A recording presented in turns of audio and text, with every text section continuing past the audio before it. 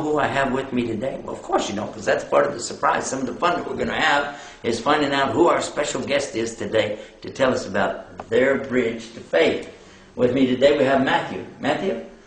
Assalamu alaikum. Assalam wa rahmatullahi wa barakatuh. Now, anybody can look at you, Matthew, and say right away, this guy is an Arab, has a big beard, he's speaking Arabic language, except, wait a minute, you have blue eyes. Is there such a thing as a blue-eyed Arab? What's that? And wait a minute, your name's Matthew? Last time I checked, sir. I think some people have got some questions for you. Lovely. Tell us this, first of all, where are you from? I'm from Ann Arbor, Michigan. Ann Arbor, Michigan. United States. Yep. Ann Arbor. I haven't been there in a long time, but I've been in Michigan just a few weeks ago. Still cold? Huh. It was cold when I was there. Yeah. Yeah. Do you remember the cold and the snow? I sure do. And now you live where? I live in Saudi Arabia. Medina, to be specific. The city of Medina in Saudi Arabia. So it's not cold and snowy? No, it's hot and dusty. Yeah. That would be true. You traded temperatures, but you still got stuff flying around in the air. Yep. That's great. Now, what I thought would be interesting for the folks, what's your last name? Berkey. Berkey. Yep. And what's nationality, Berkey? What do you say? Well, Hungarian, Hungarian, Romanian, Polish, but my dad's surname, so Hungarian. Okay. Yeah, Hungarian. And what religious faith did you grow up in? Actually, my family was professed atheists. Atheists? Atheists. You're the best example of why our program is here. Yeah. To talk about atheism versus faith. Okay. Yeah. I'm prepared to do that. Okay, well tell us something about atheism. What's that all about? Well, basically growing up, at least in my house, my father was a scientist or scientifically oriented, so we just he raised us saying there's no Santa Claus, there's no Tooth Fairy, there's no Easter Bunny, there's no God. Just try and be a good person, but in terms of your beliefs or one's beliefs, you're just sort of free to make that up as you go along. Be a good person, be honest, okay, try and be a nice person, treat people well, but don't look for anything. Don't look for any God, don't look for anything that you can't see. Anything you can't see, you shouldn't believe in. Look for evidence. If you have evidence, then you should believe in. Sort of scientific approach. Now, in the case where someone says something like that to us, as Muslims, we tell them basically you have two correct points. Two correct points. The first point is, we also don't believe in the Tooth Fairy, Santa Claus, and the Easter Bunny. But that doesn't mean ipso facto that we're going to rule out the possibility of God. Because obviously anybody with the right mind knows that Tooth Fairy, Santa Claus, and all these made-up mythologies are, a waste of time as far as you talk about beliefs. Yeah. So that's one thing we're going to agree with. That, yes, let's throw that out. But let's don't throw out the belief of God yet, because of the second point. He says if you don't see it, then don't go for it, right? That's right. But then we're going to say that, yes, that's right to a point, but I like the last part you said better, which is don't take anything without an evidence. That's right. All right, let's look for an evidence. Because if you do have an evidence, then you're not allowed to throw that away, because then you would be doing essentially what the people do who believe in the Tooth Fairy. You're just ruling out what you don't like in favor of what you do like. So, evidence is, we already know that there are many sounds that people don't hear.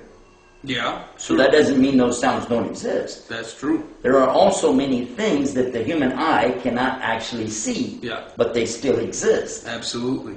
So when we say this, now we can say, all right, then there is evidence that goes beyond the external senses of the human being. Sure.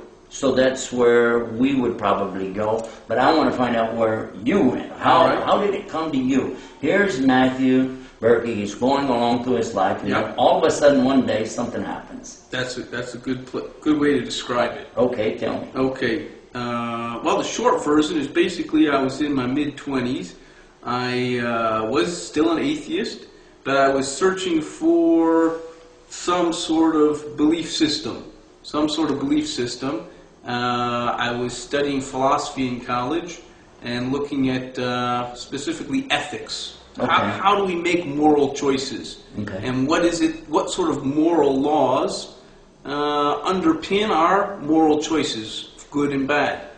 And the conflict that I was having was, if we throw God out, if we don't believe in God, which is where I started, it seems like every moral choice is sort of up to the society that you live in. So if one society says that this killing people is good, for that society it's good. And if another society says such and such is bad, so another thing is bad, and for that society it's bad. That didn't really fit with me. On the inside, in the core of my being, I believe there must be an ultimate right and wrong.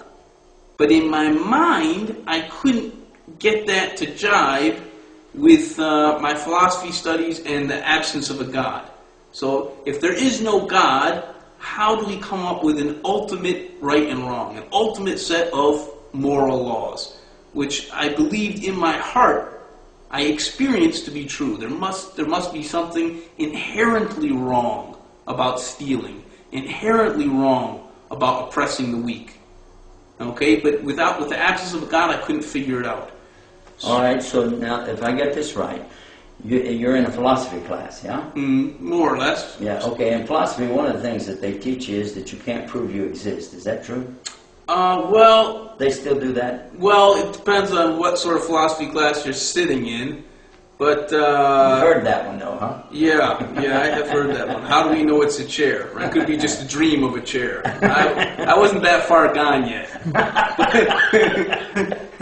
But basically, I was searching for the truth, and I had sort of lost my way, mid to late 20s, graduated from college, wasn't sure which path I was going to take, but I was really earnestly looking at some of these questions about moral law and natural law, concepts of natural law as well. And around about that time, about the age of 28, my father became very ill, deathly ill with cancer. Uh-oh. Yeah.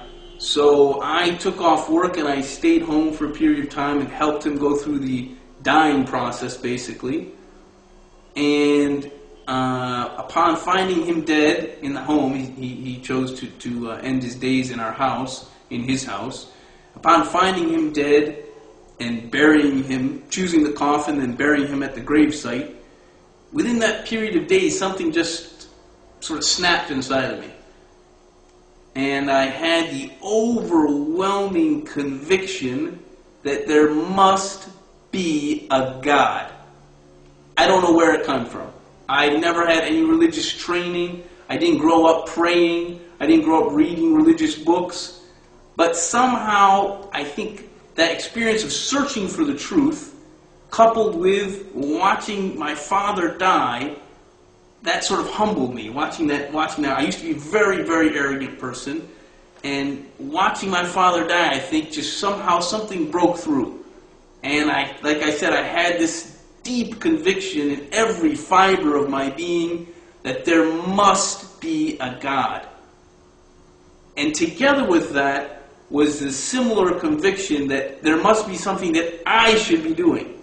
Uh-huh. If there is a God... Whoa, wait a minute. You got belief and action. Yeah. Whoa. Whoa. Yeah, pretty scary combination. Yeah, it is. Yeah. Belief and action. Yeah. But now, wait a minute. So which God do you choose? Do you choose the Hindu God, the Christian God, the Buddhist God? There I was at a crossroads. I didn't Take know. the cross. No, well, I thought, to be honest with you, I just started praying. I knew that there must be, based on my own way of thinking and logical training and philosophy, I believed that there, as I said, there was a God. There must be something that I should be doing vis-a-vis God, some way of serving God. Okay. And I believed that there must be one true path. Okay. That there couldn't be many systems of belief, all having fundamentally contradictory precepts, because if you line up the different religions, even though the moral teachings of like be a good person is there in almost all the religions, but the underlying beliefs are different if you compare them. So I felt to myself that there must be one true way, one true way to worship God, one true way to serve God. It didn't make sense to me that there would be different systems of belief all being equally true. So, not knowing what to do, I started praying. I didn't know how to pray. No one had ever taught me how to pray. But I saw in the movies that people got down on their